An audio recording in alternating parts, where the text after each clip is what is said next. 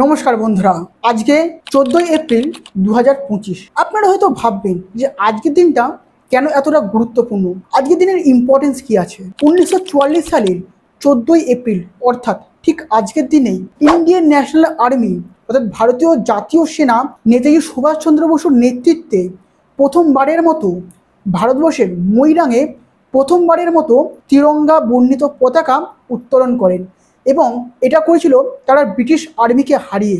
অর্থাৎ ব্রিটিশ আর্মির বিরুদ্ধে যুদ্ধ করে ইন্ডিয়ান ন্যাশনাল আর্মি প্রথমবারের মতো তিরঙ্গা বর্ণিত পতাকা 1944 সালের 14ই এপ্রিল ঠিক আজকের দিনেই ভারতবর্ষের মণিপুরে প্রথমবারের মতো উত্তোলন করে।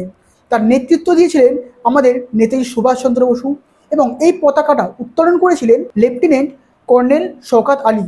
এই সমস্ত ঘটনা হয়তো আমাদের বেশিরভাগ ভারতীয় জানে না, কিন্তু এই সমস্ত ঘটনা আমাদের জানাটা অত্যন্ত দরকার। আমরা যদি আমাদের অতীতকে না জানবো তাহলে আমাদের বর্তমানকে সুরক্ষিত করতে পারবো না, এবং বর্তমানকে যদি সুরক্ষিত না করি তাহলে আমরা আমাদের ভবিষ্যৎটা কী করেই বা তৈরি করব।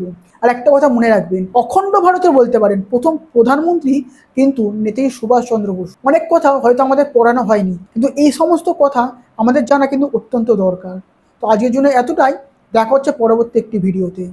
সব থেকে শেষে বলবো, জয় হিন্দ, জয় নেতাজি।